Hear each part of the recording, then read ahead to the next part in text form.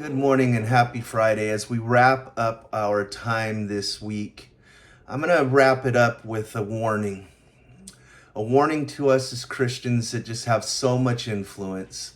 We have the influence to bring people to Jesus. That's our job as disciples, is to share the good news of Jesus Christ, that he died on the cross for us, and that he wants you to have life and life abundantly through him.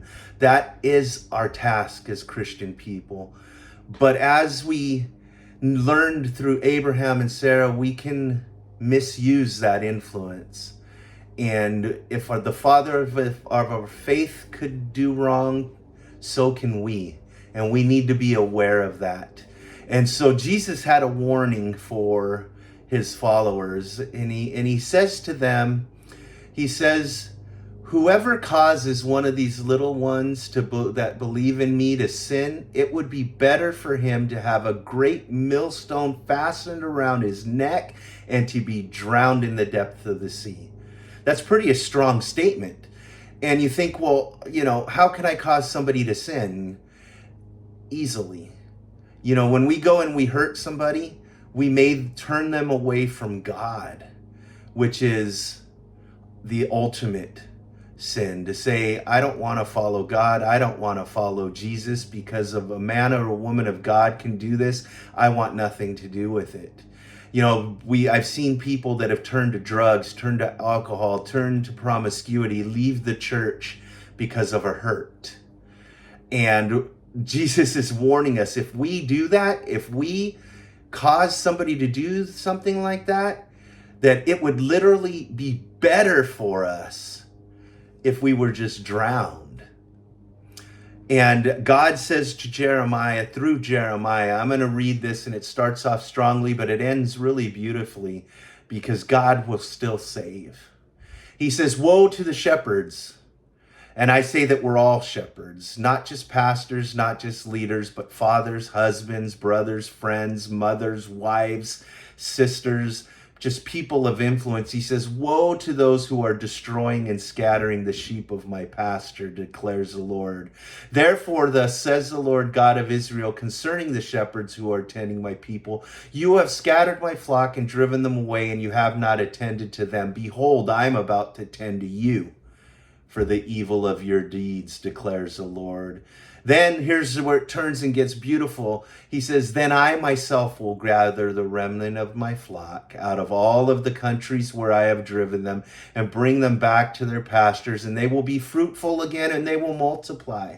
I will also raise up shepherds over them, and they will tend them, and they will not be afraid any longer, nor be terrified, nor will any be missing, declares the Lord. Behold, the days are coming, declares the Lord, when I will rise up for David a righteous branch, and he will reign as king and act wisely and do justice and righteousness in the land. In his days, Judah will be saved, and Israel will dwell securely. And this is his name by which he will be called, the Lord, our righteousness. So, this is just kind of a warning to each of us and an encouragement to each of us that we do, in fact, have influence. We do have a task that God has given us, that we would shepherd those, we would care for those, we would love those that God has entrusted us with, and that we have a Lord that is righteous. We have a Lord that will act justly on our behalf and for us. And so I love you. I know that today ended on a kind of a down note, but really didn't, because with a warning becomes our understanding of just the weight at which God sees us and the way that God's expectation of us. It's hard to lead without expectation. And this is saying, hey, whatever we do, don't cause anyone to turn from God and into a life of sin. Instead, turn them towards me. So that is my encouragement to you. It's a weighty encouragement that says, hey, we need your help. God is imploring you. Turn people towards him and he will act justly. He will act peace. He will bring peace upon everything. He sees us and he loves us and he encourages us. Turn to me. So I love you. I look forward to spending next week with you in a discussion about how does our flesh keep us from fully following Jesus. That's a teaser. Hope to see you next week. God bless each of you.